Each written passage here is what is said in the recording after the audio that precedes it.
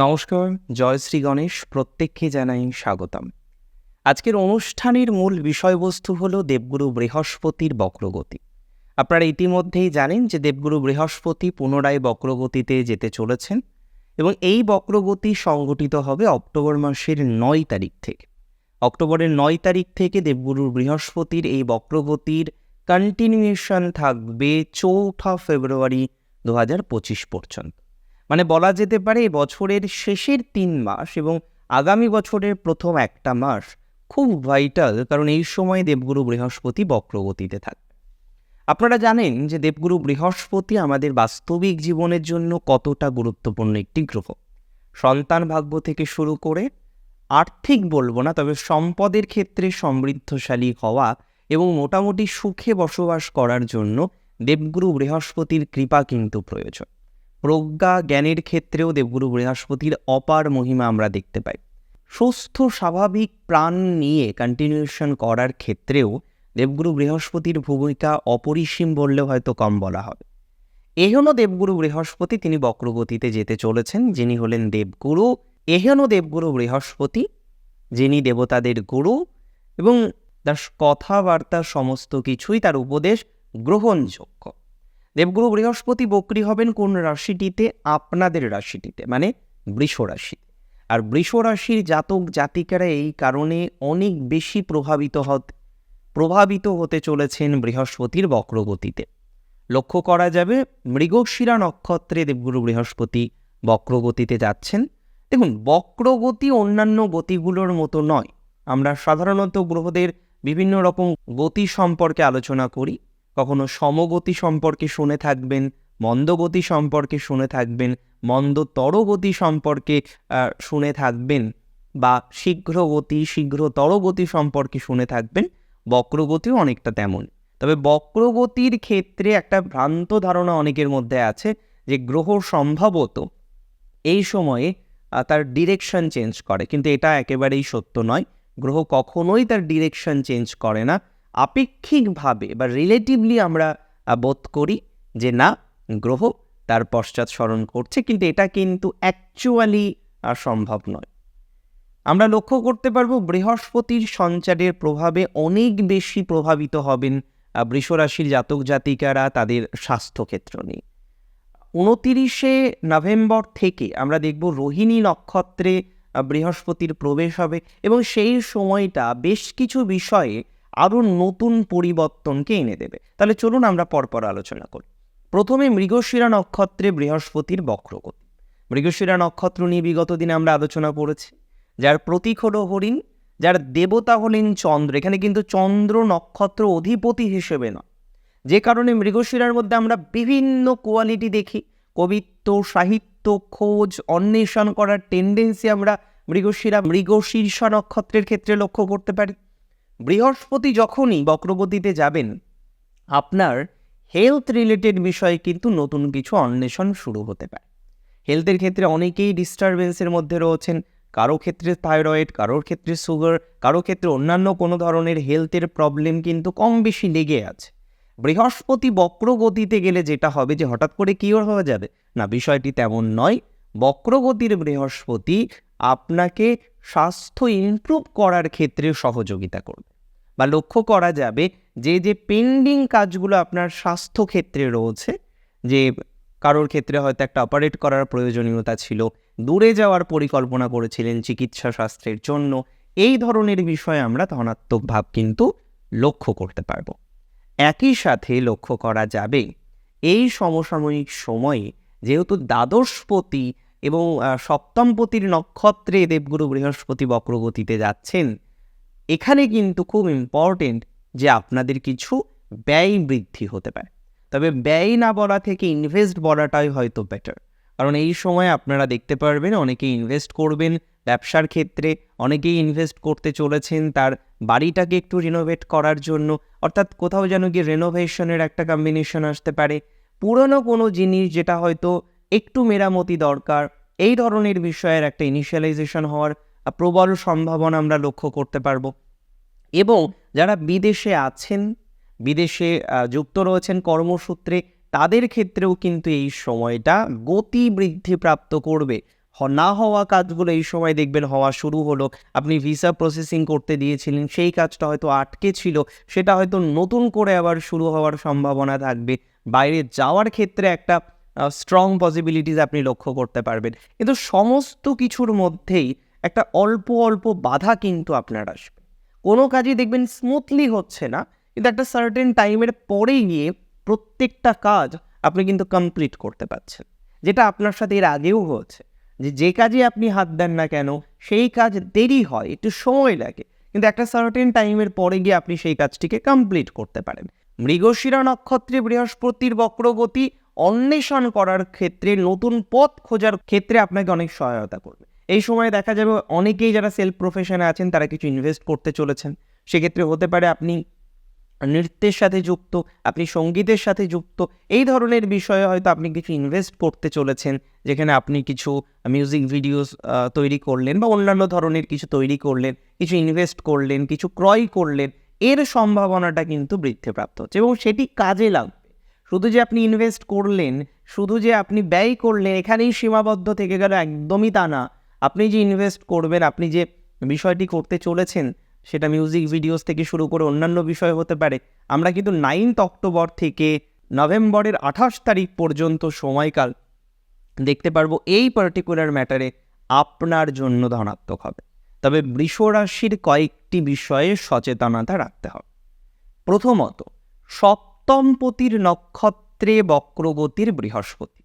যারা অবিবাহিত রয়েছেন এবং বিবাহযোগ্য বা বিবাহের বয়স হয়তো পেরিয়ে গিয়েছে, এই সময়ে কিন্তু যোগাযোগগুলো বাড়তে পারে।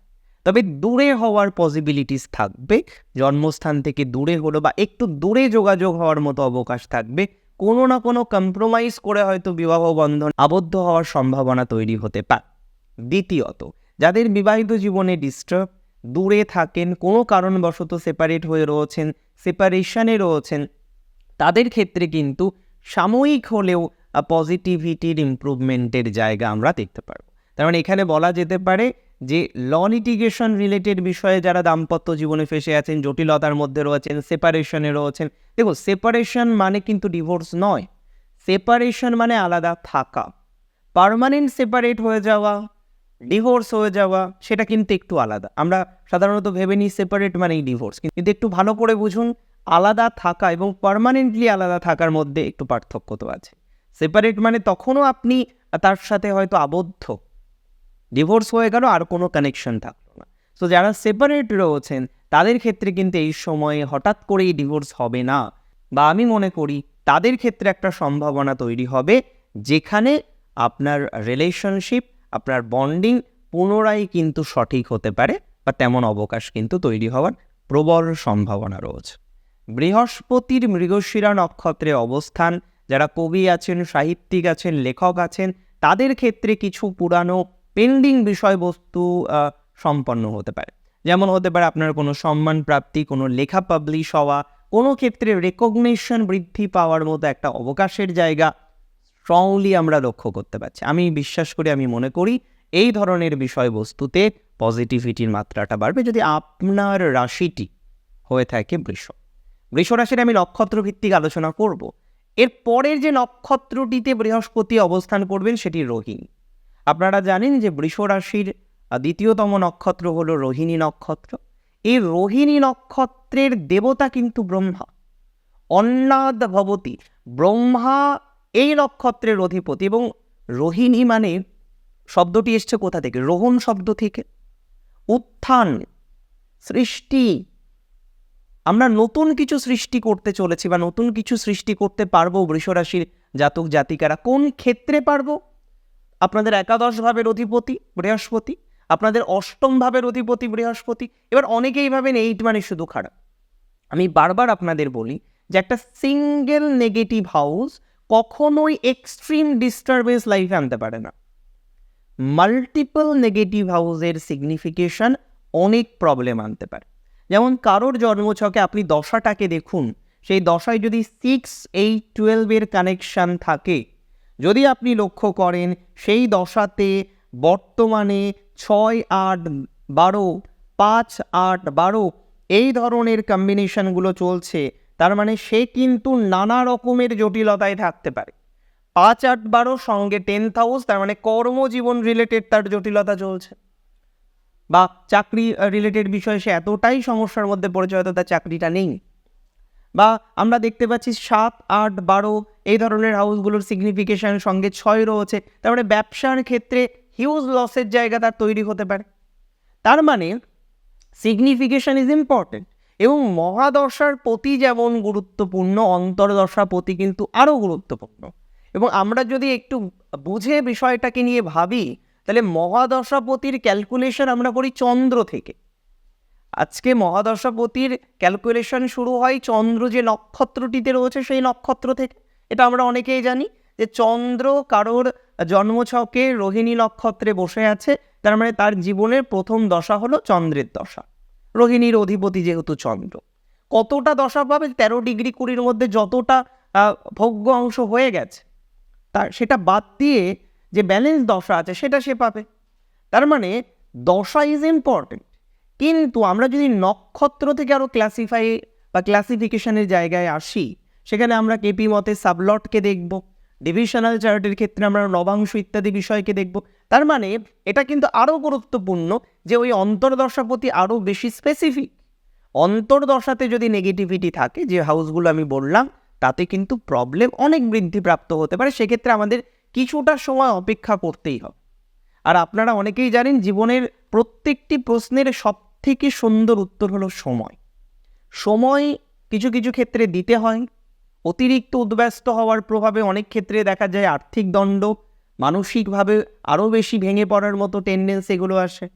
রোহিণীতে বৃহস্পতির অবস্থান আমরা কিন্তু কিছু গেন দেখতে পাবো, কিছু ফাইন্যান্সিয়াল গেনও কিন্তু ইভেন আপনাদের হতে পারে।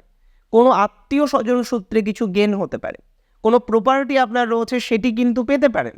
বৃহস্পতি কিন্তু গুরুজন রিলেটেড কিছু পজিটিভিটিকেও রিপ্রেজেন্ট করবে। বা বেটার টু সে, যে সমস্ত জাতক জাতিকাদের রাশি বৃষ এবং মায়ের ক্ষেত্রে একটা ডিস্টারবেন্সের মধ্যে চলছেন, পিতার ক্ষেত্রে একটা অসুবিধার মধ্যে চলছেন, তাদের ক্ষেত্রে কিন্তু ইমপ্রুভমেন্টের জায়গা আমরা লক্ষ্য করতে পারবো 28শে নভেম্বরের পর থেকে 4ঠা ফেব্রুয়ারি পর্যন্ত সময়কালের মধ্যে। কারণ এন্টায়ার টাইম চতুর্থ চরণ থেকে শুরু করে আমরা বৃহস্পতিকে রোহিণী নক্ষত্রেই অবস্থান করতে দেখব। মানে চন্দ্রকে সিগনিফাই করবে, চন্দ্র আপনাদের 3rd হাউসের লর্ড। অনেক ক্ষেত্রে যোগাযোগ বাড়বে, অনেক ক্ষেত্রে সৃষ্টির জন্য যোগাযোগ বাড়বে, ভালো কিছুর জন্য যোগাযোগ বাড়বে। রিলেশনশিপ থেকে শুরু করে, বন্ধুত্ব থেকে শুরু করে কিছু পজিটিভিটির মাত্রা পাবো। কোন ক্ষেত্রে পজিটিভিটি আরও স্ট্রংলি পাবো? যাদের কাগজপত্রের সমস্যা হচ্ছে, ফ্ল্যাট কিনতে গিয়েছেন জটিলতা এসছে, বাড়ি কিনতে গিয়েছেন জটিলতা এসছে, টাকা দিয়েছেন রেজিস্ট্রেশন হয়নি, মিউটেশন হয়নি, সেখানে একটা ক্রন্দল গোলযোগ, বাস্তু রিলেটেড প্রচুর পরিমাণে সমস্যা। যবে থেকে আপনি পরিবর্তন করেছেন আপনার গৃহ, আপনার বাড়ি, আপনার বাস্তু, আপনার ফ্ল্যাট, তবে থেকে দেখুন খেয়াল করে প্রবলেমটা এসছে। তো এই ধরনের প্রবলেমগুলো যাদের আছে, এই ধরনের সমস্যার মধ্যে দিয়ে যাদেরকে কন্টিনিউ করতে হচ্ছে, আমি মনে করি বৃহস্পতির রোহিণীতে বক্রগতির অবস্থানের সময়কালটা আরও বেশি স্পেসিফিকভাবে আপনাদের ভালো ফলাফল এনে দিতে পারে। অ্যান্ড 8-11 কম্বিনেশন কিছু ফাটকা দিতে পারে, বাট আমি কখনোই আপনাকে বলছি না আপনি গিয়ে লটারি কাটুন। তাহলে ফাটকা দিতে পারে এটা বলার অর্থ, যাদের জন্মছক পারমিট করবে, যাদের দশা এবং অন্তর্দশা, এবং কিছু কিছু ক্ষেত্রে অবশ্যই প্রত্যন্তর দশা, যাদের প্রত্যন্তর দশাও পারমিট করবে যে কিছু প্রাপ্তিযোগ আছে, ডেফিনেটলি তারা কিছু পাবেন। সেটা লটারির মাধ্যমে হোক, সেটা শেয়ারের মাধ্যমে হোক। শেয়ার যদিও সম্পূর্ণ আলাদা ভিন্ন বিষয়, কারণ প্রচুর পড়াশোনা করতে হয়। যারা শেয়ার মার্কেট করেন তারা প্রচুর পড়াশোনা করেন, সিরিয়াসলি যারা করেন ডেফিনেটলি। এবং আমরা এখানে একটা বিষয় দেখতে পাচ্ছি যে বৃষ রাশির যারা স্থায়ী প্রফেশনে আছেন, বিশেষ করে যারা সংযুক্ত রয়েছেন সেলফ প্রফেশনের সাথে বা স্থায়ী প্রফেশনের সাথে, মানে চাকরি করেন, তাদের ক্ষেত্রে কিন্তু পজিটিভিটির মাত্রা বাড়বে। এক্ষেত্রে আমি খুব স্পেসিফিকভাবে কয়েকটি কথা নক্ষত্রভিত্তিকভাবে বলবো। প্রথমে কৃত্তিকা নক্ষত্র নিয়ে একটু আলোচনা করি। দেখুন, কৃত্তিকা যাদের নক্ষত্র, যাদের গণটা দেবাড়িগণ বৃষ রাশির মধ্যে, তারা জেনে রাখুন এই সঞ্চার আপনার জন্য শুভ। এই সঞ্চারে আপনার পলিটিক্যাল ক্যারিয়ারের কিছু গ্রোথ আসবে। এই সঞ্চারে যারা প্রমোটিংয়ের বিজনেস করেন গ্রোথ আসবে। যারা পার্লারের কাজ করেন, পার্লার রয়েছে, সাজানোর কাজ করেন, তাদের গ্রোথের জায়গা আসবে। তবে বাকের উপরে নিয়ন্ত্রণ রাখুন। কথাবার্তা খুব মেপে মেপে বলার চেষ্টা করুন। কৃত্তিকার ক্ষেত্রে কিন্তু ইদানিং যেভাবে কথার থ্রোয়িং বেড়েছে, তাতে অনেকের সাথেই রিলেশনশিপ অলরেডি খারাপ হয়েছে। আর যদি সম্পর্ক খারাপ করতে না চান, অবশ্যই বাকশক্তির উপরে নিয়ন্ত্রণ রাখুন। আমি আশা রাখছি 28শে নভেম্বর থেকে ধীরে ধীরে আপনার বন্ধুভাগ্য, আপনার ফ্রেন্ড সার্কেল, আপনার রিলেশনশিপ, যেখানে যেখানে যোগাযোগ রিলেটেড প্রবলেম হয়েছে, বন্ডিং নেই, সম্পূর্ণ ক্লোজ হয়ে গেছে, এই জায়গাগুলো কিন্তু নিউ স্টার্টিং হতে পারে। কৃত্তিকার ক্ষেত্রে আমরা আর্থিক ভাগ্য ওভারঅল পজিটিভই দেখছি, কিছু প্রাপ্তিযোগ দেখা যায়, তবে কৃত্তিকার শত্রু প্রচুর পরিমাণে রয়েছে, এটা নিয়ে কোনো অস্বীকার করার জায়গা নেই। আর এই মুহূর্তেও বলা যেতে পারে শত্রু জায়গা থেকে সচেতনতা রাখতে হবে। নক্ষত্র রোহিণীর ক্ষেত্রে আমরা কি প্রভাব পাবো? রোহিণী নক্ষত্রের ক্ষেত্রেও পজিটিভ জায়গা রয়েছে। রোহিণী নক্ষত্রের ক্ষেত্রে আমরা কিন্তু যথেষ্ট গ্রোথ দেখতে পাবো হেলথের ক্ষেত্রে। হেলথ রিলেটেড বিষয়ে নতুন কোনো ডিসিশন অবশ্যই গ্রহণযোগ্য, দূরে যাওয়ার পরিকল্পনা গ্রহণযোগ্য। যারা দেশ থেকে অন্য দেশে মুভ করতে চাইছেন, তাদের জন্য পজিটিভিটির মাত্রা বাড়বে নক্ষত্র রোহিণী হলে। তবে রোহিণীর এই যে দুঃখ ভরা উপন্যাস, দুঃখ ভরা জীবন, সেখানে হয়তো পার্সোনাল লাইফের ক্ষেত্রে কিছুটা আশা রাখছি। এই সময় কিছু আশা রাখা যায়, অবশ্যই 28শে নভেম্বরের আগে নয়। 28শে নভেম্বর থেকে 4 ফেব্রুয়ারি পর্যন্ত যতদিন এই নক্ষত্রটিতে বৃহস্পতি অবস্থান করবেন রেট্রোগ্রেড মোশনে, আপনার কিছু পুরানো বিষয় সংগঠিত হতে পারে। পুরানো প্রেম ফিরে আসা, পুরানো বন্ধু ফিরে আসা, পুরানো কাজ ফিরে আসা, সিগনিফিকেন্টলি কিন্তু এই সময়টা আপনার জন্য বেটার। সো বেটার কিছু এক্সপেক্ট করা যায়, এক্সপেকটেশন রাখা যেতে পারে। নক্ষত্র রোহিণীর ক্ষেত্রে আরও দুটো বিষয় বলবো। রোহিণী নক্ষত্রে জাতক জাতিকাদের এডুকেশনাল কিছুটা গ্রোথ দেখতে পাচ্ছি। যারা রিসার্চে আছেন তাদের ক্ষেত্রে কিন্তু কমপ্লিট হওয়ার টেন্ডেন্সিটা তৈরি হয়ে যাবে। এর আগে আপনি যে বিষয়টি দেখেছেন, লক্ষ্য করেছেন যে রিসার্চ আপনি করেন, কিন্তু রিসার্চের ক্ষেত্রে নানান জটিলতা বারংবার আসে। একবার সুপারভাইজার রিলেটেড প্রবলেম, একবার অন্য কোনো ব্যক্তিবর্গ প্রবলেম করছে, একবার ফ্যামিলি রিলেটেড নানা রকম ইস্যুজ আসছে। এই ধরনের বিষয়ে পজিটিভিটির মাত্রা নিশ্চিতভাবেই বাড়তে চলেছে যদি আপনার রাশিটি হয়ে থাকে কি রাশি? বৃষ রাশি, নক্ষত্র রোহিণী হয়ে থাকে। মৃগশিরার ক্ষেত্রে কন্ট্রোল করতে হবে নিজেকে। এটা করব, ওটা করব, সেটা করব, সব করব, আলটিমেটলি কোনোটাই হবে না। জ্যাক অফ অল ট্রেড হওয়ারও একটা সমস্যা আছে। সব যারা পারে না তাদেরও সমস্যা। কিছু কিছু বিষয়ে স্পেসিফিক হতে হয়, সিদ্ধান্তটা দ্রুত নিতে হয়। আপনি অনেক কিছু জানেন, এ নিয়ে আমার কোনো ডাউট নেই, কিন্তু যেটা নিয়ে আমার ডাউট আছে, আপনার সিদ্ধান্তটাকে একটা অ্যাপ্রোপ্রিয়েট জায়গায় নিয়ে আসতে হবে। রিলেশনশিপ বেটার হবে, স্বাস্থ্য উন্নতির জায়গা কিছুটা দেখতে পাচ্ছি।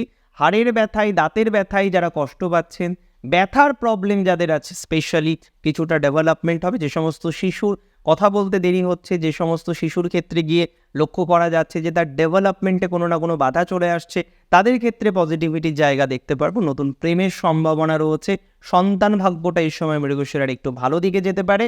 তবে মৃগশিরার ক্ষেত্রে ইনভেস্ট রিলেটেড রিটার্ন আসবে। আগের ইনভেস্ট, নতুন ইনভেস্ট নয়, বিগত দিনে করে রেখেছেন সেই ধরনের ইনভেস্ট থেকে বেটার কিছু এক্সপেক্ট করা যায়। অনেক ভালো থাকুন আপনারা প্রত্যেকে, সুস্থ থাকুন, স্বাভাবিক থাকুন। শ্রী গণেশের চরণে একটাই প্রার্থনা, আপনার শ্রীবৃদ্ধিটুকু হোক। শেষ করছি এখানেই। জয় শ্রী গণেশ।